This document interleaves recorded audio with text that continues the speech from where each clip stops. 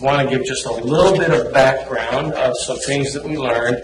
And then what I've done on this for this meeting, because we've had several people who come, and it's their second or third time that they came to one of these meetings, is that I've just put up some comparisons that said this is what the ordinance says about time limitation or ownership.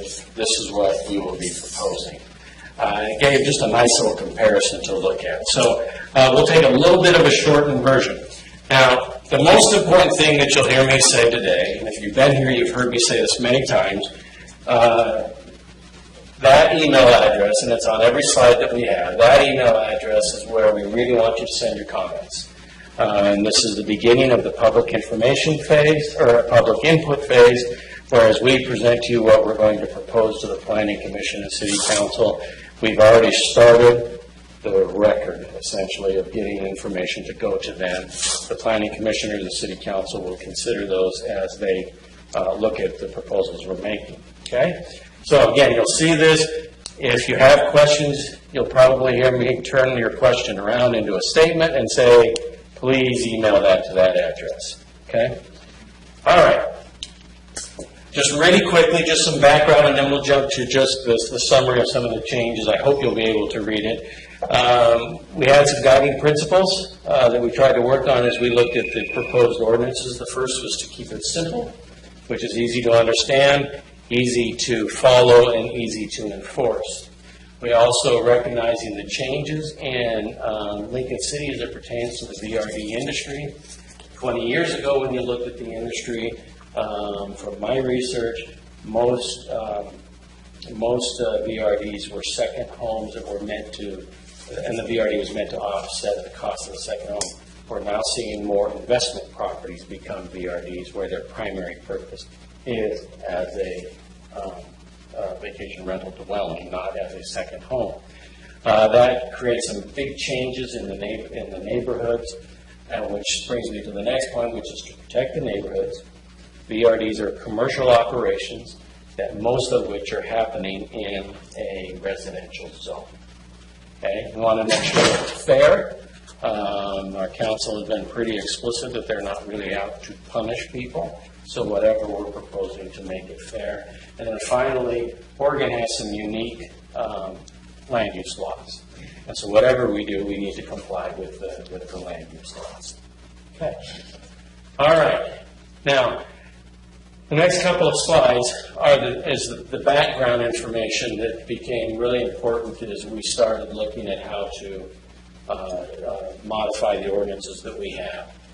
The area in yellow is Rhodes End. The area in light green is the R15 zone. What we found was that a little over 70% of all the BRDs are located in those two areas. Okay. When you add the commercial area, which is the darker green, then you're almost to 90%, about 88% of all of the BRDs are located in that. Now, what's interesting about it, and this was what was really, we heard a lot of discussion of what about the market? Well, the market has spoken, and what it essentially said is that west of 101 is the desirable property for VRDs and not east. There's about 55 or so properties east of 101 that have VRDs in it. Okay. All right. So, like I said, there's about all of the areas in the brown is it consists of about 5 zones. The biggest part is the R175 zone. The RM, which is multifamily residential zones, are the biggest portion of the light brown. The dark browns are things like parks, open space, professional campus, where VRDs are currently permitted. Okay. All right. Any questions to that point? Okay, let me kind of just jump ahead. We can go back to this if you would like, but let me just jump ahead to show a comparison of what we're actually proposing. I really hope that you can read this. Does it show up very well up on this? Okay. Well, so what you see on the left are the categories of the types of changes that we're proposing. The second column is what is currently permitted. The third column is what we're proposing. So the first is the location. Where can VRDs be located? Currently, they're anywhere in the city except the park, open space, professional campus, planned industrial, marine water, and county public facility zones. Those are the only places that they're currently prohibited. We are proposing that they're also permitted anywhere in the city except those same zones. Okay?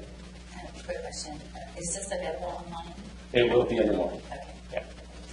Yeah. So there's no change as far as location. Anywhere in the city except those zones that are currently prohibited can still be able to get a VRD. The next line down is time limitation. Currently, all VRDs, except those in commercial zones, fall under an accessory use limitation, which is defined as, welcome, it's nice to have you here, which is defined as incidental and subordinate to the main use of the property, which is as a residence. Okay? Been a lot of discussion about what does that mean as far as numbers. It means that it's incidental and subordinate to the main use of the property. Okay? We've had some VRDs that have a number associated with it on the number of nights they can rent. Most of them do not. What we are proposing on the time limitation is that essentially the areas west of 101, there would be no time limitation. They would be able to rent 365 days a year. The areas essentially east of 101 would be able to rent their property for 30 days per year. Okay. If you recall the map that I brought up that showed those areas, that was the R15 zone, the commercial zone. Now I have to take a step back here and talk a little bit about Rhodes End. Rhodes End is unique in the fact that when they annexed into the city a couple of years ago, they came in under an annexation agreement. Part of that agreement states that the city will not initiate zoning changes. And so we are not proposing to do that now. There has been an application that has come in that Richard just mentioned briefly in just a minute. But essentially, Rhodes End will continue to be able to operate under the county land use ordinance, which it operates under now. Why don't you take a minute and just explain on the application? Okay, we got an application from the Growth and Improvement Association, or actually asked the council to initiate a rezoning, and they've drafted an ordinance which we put into basically the city format, and it will be coming forward after some community meetings this summer. So probably at the end of the summer, Rhodes End will be looking at rezoning of Rhodes End. Rezoning it to what? The proposal from the Improvement Association was essentially what's there now with some adjustments. So to maintain the county. Basically maintaining. Do you think that's fair, Deanna? Pretty. Pardon? Yeah, okay. And when does the It's the current, R1A county zone, yes. when does that currently end, that grace period? It's about before 2.5 the city- years. Yeah, we're halfway into it. We're halfway into it. July in a couple of years. Okay. So anyway, so what we're doing for you folks that have just come in, many of you have seen my presentation, so we talked a little bit about what we learned on the background. We put this up, it's hard to see, I'll have this on the webpage tomorrow. It just is a comparison. You take each of the sections and say what is permitted now, what is being proposed, okay? And so again, so just real recapping, locations currently, VRDs are permitted anywhere in the city, except parks, open space, the professional campus, and so forth. We are proposing that doesn't change. VRDs are permitted anywhere in the city, except in those same zones where they're currently prohibited. Does that mean around the parks also? If the property is not zoned as parks, then it would be permitted to be VRD would be permitted. Time limitation, currently all VRDs except those in the commercial zone are limited by the definition of accessory use, which is they're incidental and subordinate to the use of the property, the main use of the property, which is as a residence. We are proposing that essentially west of 101 there would be no time limitation, and then east of 101 there would be a 30-day time limitation on the number of nights you can rent. Okay? And then we just finished talking a little bit about roads in, which is unique.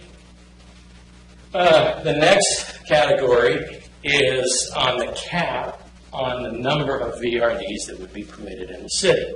Currently, there is no cap in VRD. We are proposing that there would be a cap on the VRDs with no time limitation in residential areas. Okay? So we have two classifications of VRDs. No time limitation is 30 days. For the no time limitation, which is essentially west of 101, there would be a limitation on the total number that you can have that can be rented for 365 days. For those that can be rented 30 days, there is no cap or no limitation on the numbers. In commercial areas, there's no limitation. Okay, there's no cap. Yes, citywide, not by neighborhood. That would be, for the 30 days, that would be citywide, yes. Each of these would be based upon the zone that you live in. So if you live in an R15 zone, which is mostly west of 101, you could get a VRD that could rent for 365 days, but there would be a cap on the total. We're coming to that. Just a minute. On the east side of 101, which is mostly the R15 zone and the RM zone, R17. I'm sorry, R175, thank you. You could get a VRD license for 30 days, and there's no limit on the number that could be had, the total number in those areas. Okay. That make sense? Okay. All right.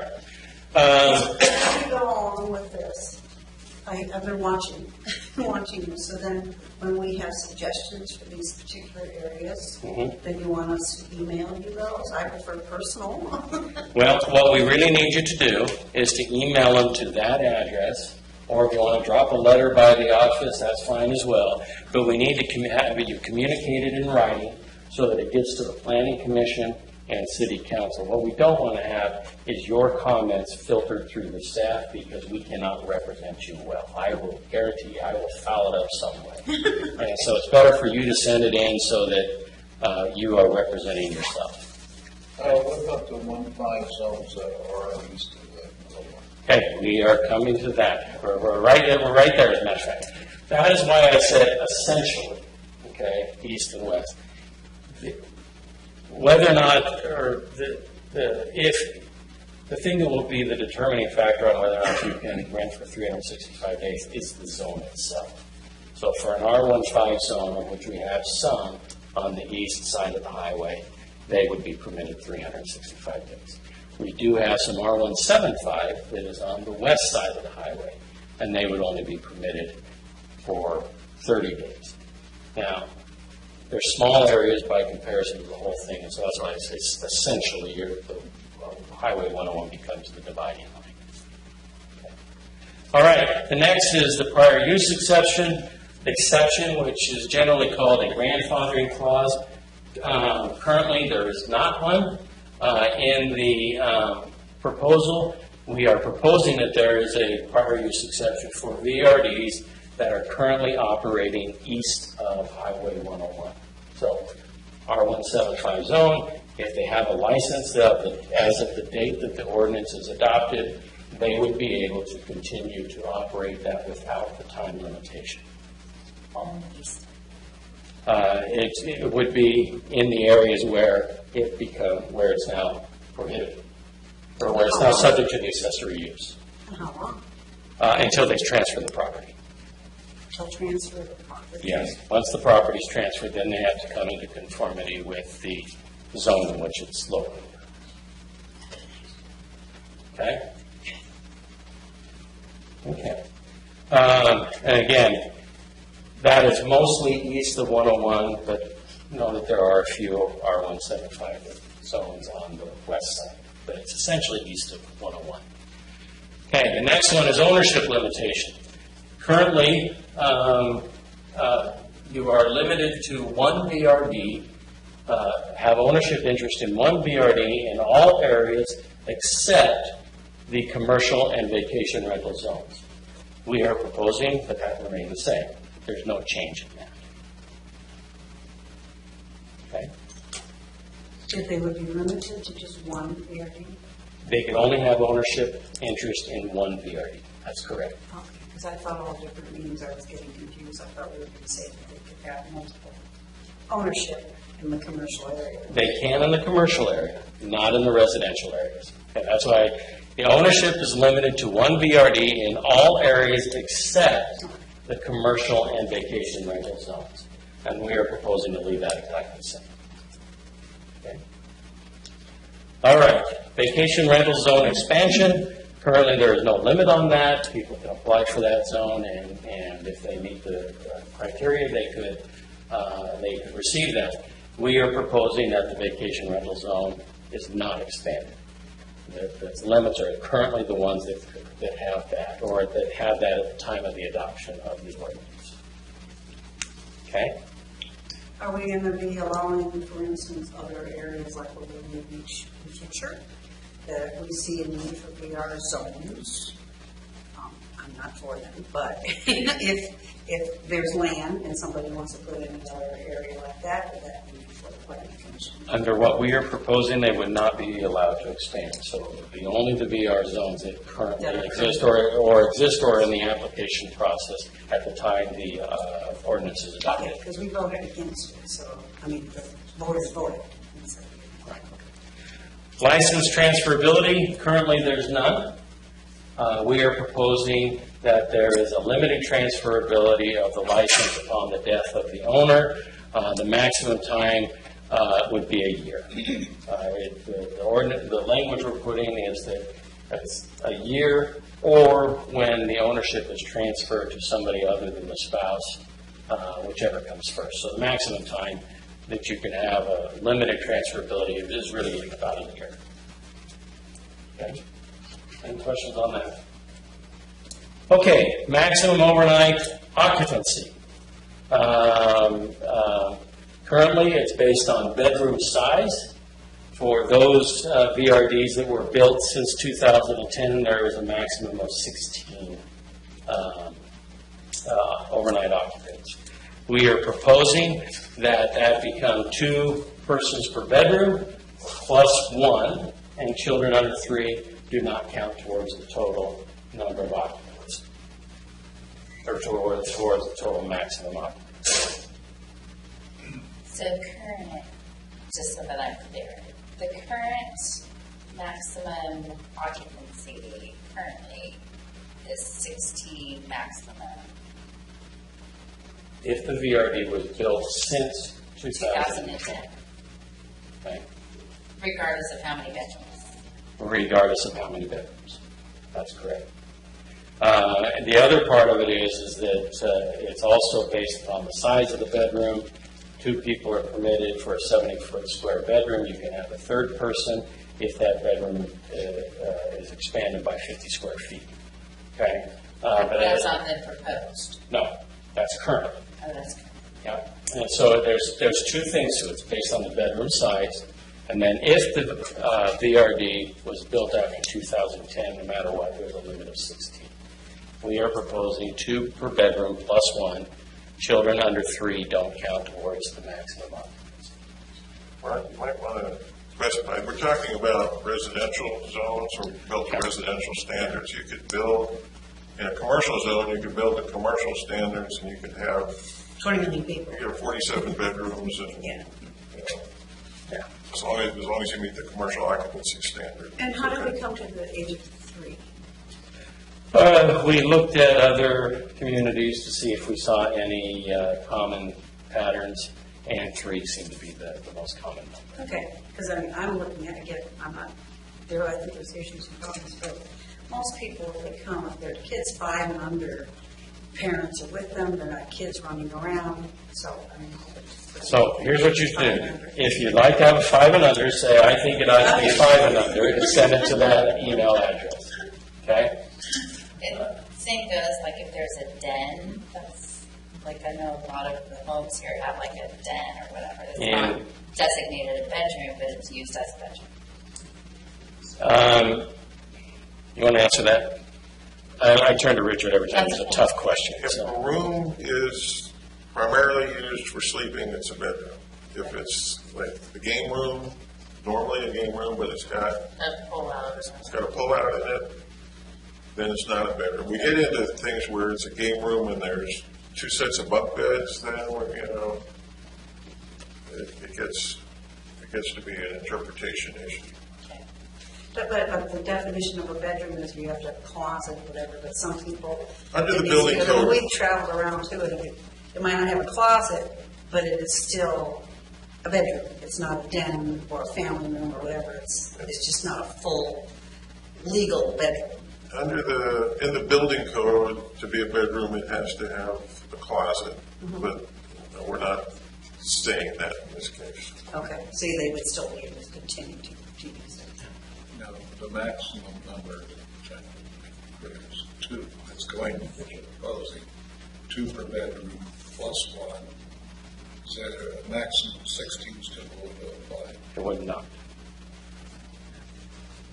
All right, notification of the issuance of licenses. Currently, we notify the neighbors after the license is issued. They can appeal that decision. We are proposing that we notify the neighbors prior to the issuance of license. Then Richard's staff will take a look at it and determine if there's anything that came up in the comments, and then make a decision on the license. I'm going to be a pain in the butt today. So my question kind of relates to real estate, right? So you have someone who is purchasing a home that they intend to use as a VRD. It's an existing VRD. The timeline of which, honestly, can get really bogged down if there's a lot of applications. How does that work as far as notifying somebody prior, if a realtor is working within a timeline to close on a specific date and having to go through all the process? Would you like to answer that? Typically, what happens is, it's a condition of the sale. It's the approval. And, we process them as quickly as we can. One of the big issues is getting a complete application. If we have it complete, we can process it pretty quickly. The giving advance notice will stretch that out a little bit. But there was a lot of concern from people who didn't like the idea that all they heard about it was after the fact. And I understand that. I mean, I totally understand. It's just I'm concerned with the time constraints of the notification and then do you give the homeowners a certain amount of time to respond, like 3 days to respond or 2 weeks to respond?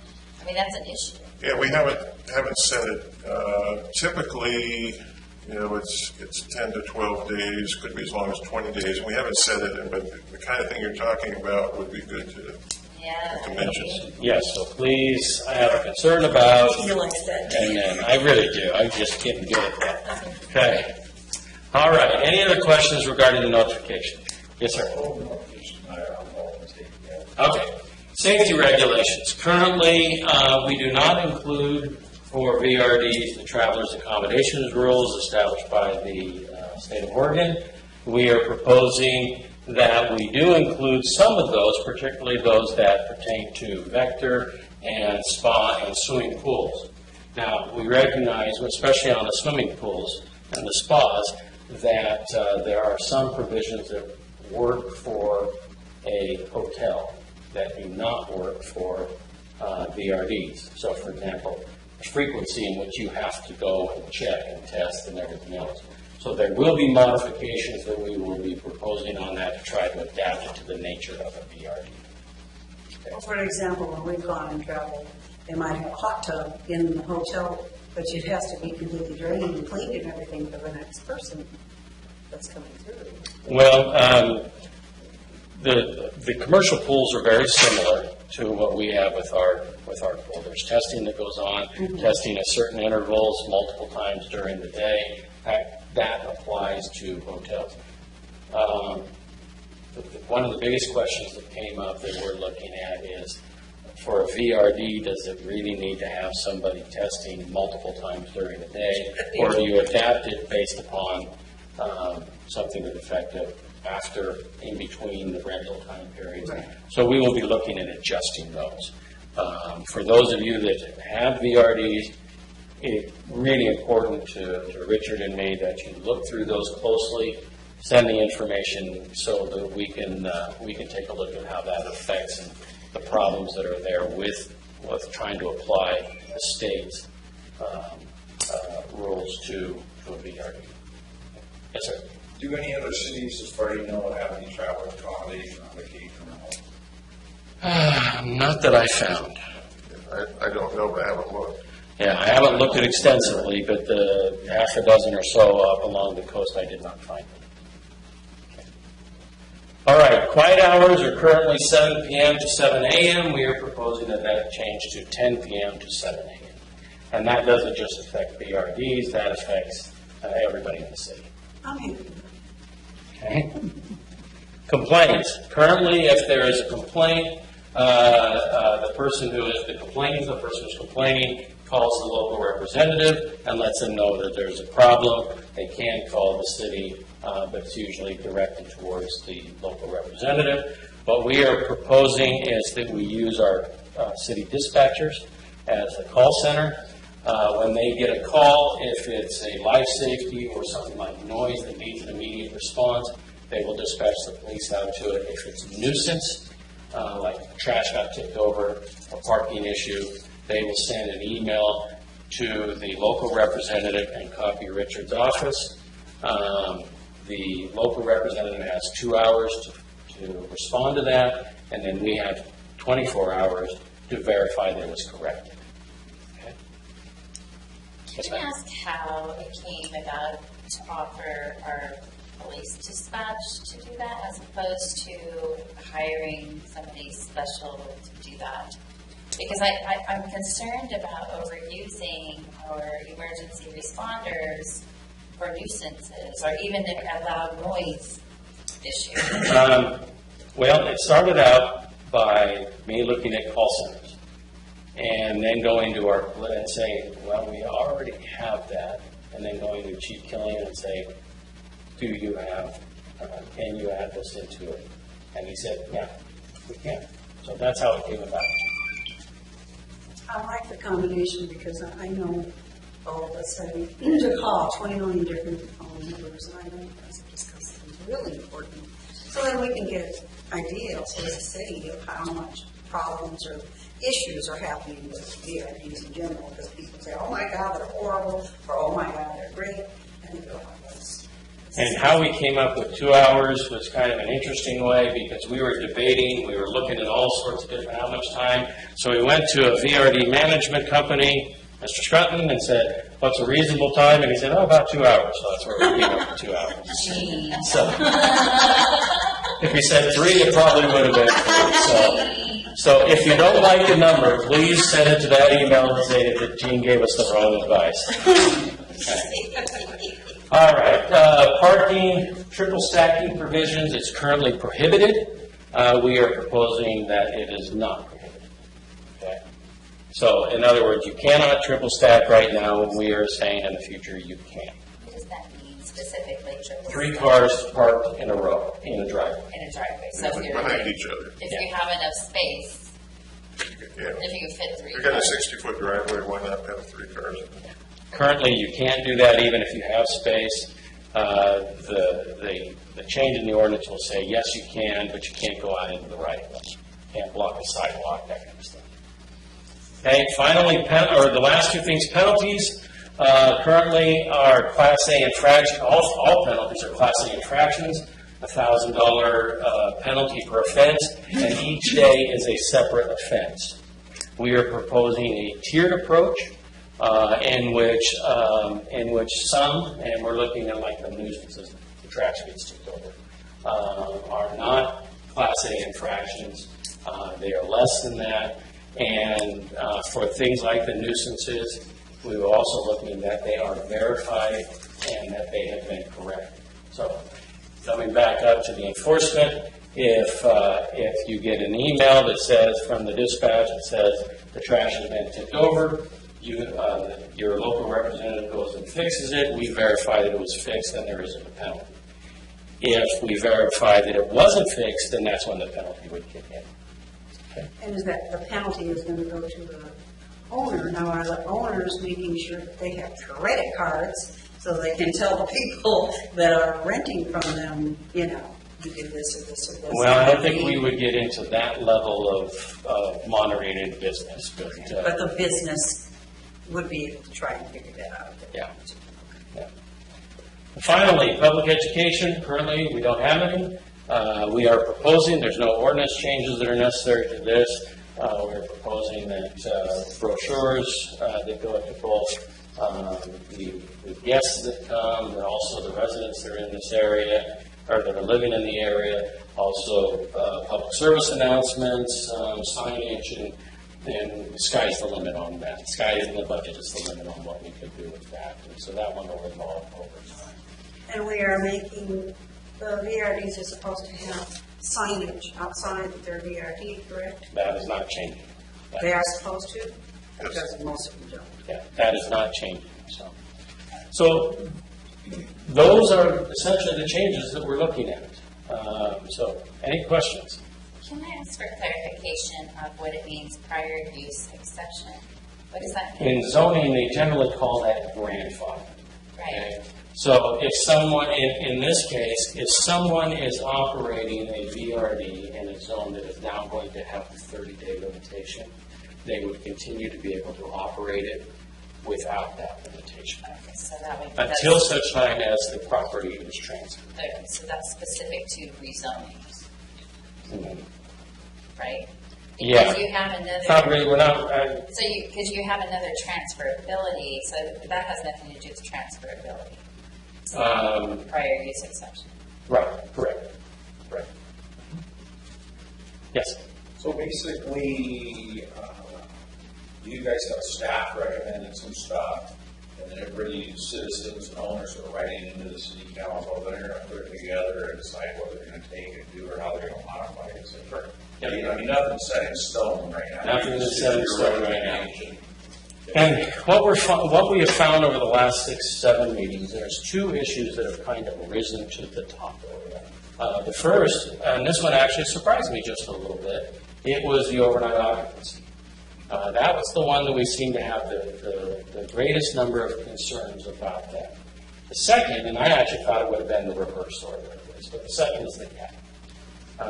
The cap really comes into play as people talk about the transferring of the property. So, for example, if I am a VRD owner and I'm licensed in the R15 zone to rent 365 days, but we have reached the cap, I can't sell it with the idea that the person can automatically be able to get another license as long as they meet the criteria because we're at the cap. So that's where that transferability really comes into play. And so those two items have become really the top of the food chain, so to speak. The third one that we've heard is in the traveler's accommodations. Those seem to be the three biggest items that have come up as we've discussed over the last 2-3 weeks. Yes. On the occupancy, when you're looking at whether or not to be a prior use exception for that, is even going to look at maybe the economic impact of the large sleeper homes and how that might disproportionately cause transient impacts? We've had that request come in. Richard is performing an economic analysis of all of these. As we're looking at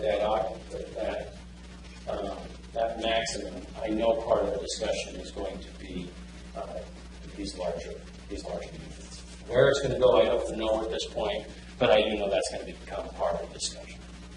I think I saw one of the meetings that somebody said let's call it something different. Yeah. You know, that it would have its own category. We have these folks that have business. Right. That's not really bed and breakfast and not really your. Yeah, we don't exactly know where we'll go. We'll get a sense as we begin meeting with the planning commission and city council. Again, when we start meeting with them, all these meetings will be public. There will be public hearings associated with those meetings. So it's not just the writing that's important. Come, bring your friends, tell them all about it, because that's where, we will present the recommendations. They will start working it over. I'm quite confident that what Richard and I present will not be the end product. Your input will affect the planning commission and city council's decisions. So. Any other questions? Okay. I have one small question. You should do. I think nobody else just particularly too much. What did you think of the county's recommendations for the licensing program for the VRD? Do you have any strong feelings one way or another, or like anything about that? I'm going to let Richard answer these hard questions. The counties, Mm-hmm. to be honest, I haven't looked closely at them.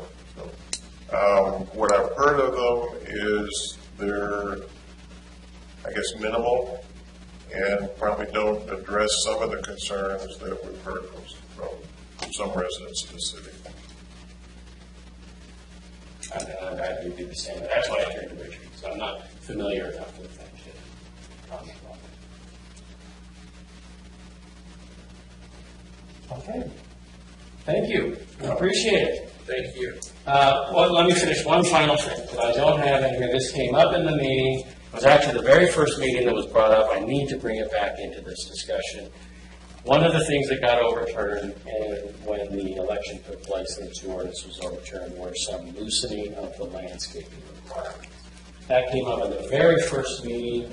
I talked with a couple of our counselors afterwards, and I said, isn't it my recollection that you guys were okay with those changes? And that was the general feeling. And they said, yes, it was. So we'll be bringing those back in as part of this discussion. Because some of the things you drive around town, people just, they want easy maintenance, so they throw rocks. And that's it. And they're chopping down trees. They just chop down the trees and make easy maintenance because it's a business. It's not. Well, these ones were. Homeowners do the same thing. Well, some of the homeowners. These were a little bit lessening of the requirements that we have now as far as the percentage that needed to be landscaped. What it did was change, there was a special standard, there is a special standard for VRDs. The change would just make it the same as it is for all the other houses. Yeah. And so we'll be bringing that back into it as well. That came up in the very first meeting, and like I said, when I talked with the counselors, we had discussed that, and they said, yeah, we all saw this place. We'll be bringing that forward. So. One final thing, there will be two tracks on this. Okay, land use ordinances need to go to the planning commission. At the same time, non-land use ordinances, which is the licensing part of it, will go straight to the city council. So there will be a two-track on this. I'm guessing what is going to happen is that the city council will probably deal with all of them together before they make a decision on one without the other. So when we go on the computer, is there a check mark for land use and not land? I mean, how are we going to know which thing? The land use is basically from time limitation down through vacation, rental zone expansion. Once you get down into these, those are licensing issues. But for It doesn't matter whether comments, you it know all or not. goes to this email. For comments, just send And it then to that them. gets distributed to wherever it needs to go. Yeah. Yeah. You're Like saying, occupancy would be under licensing. Occupancy is under licensing. Safety. yeah. Okay, thank you very much. We sure appreciate it. John?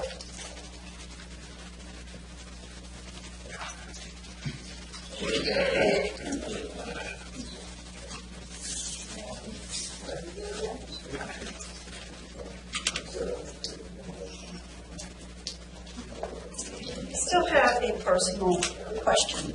Okay. I watch all your meetings now. And our neighbor went to the planning commission to say we did not want to be Arizona in our neighborhood. It's back on your map. So, and the planning commission is we're right next to Regatta Park. It gives them the I don't think we have a yeah. zone in that. It gets into that 1.5. The R15. Yeah. I don't think the only area that we have on the vacation rental zone It's a living wheelchair. It was when we looked on your map and we were doing this the other night and we were right there. And we said, we've already been to the planning commission. I think We you're said, probably thinking of the R15, so. Yeah. And that would, And that's goes to the 365. it does. Keeps the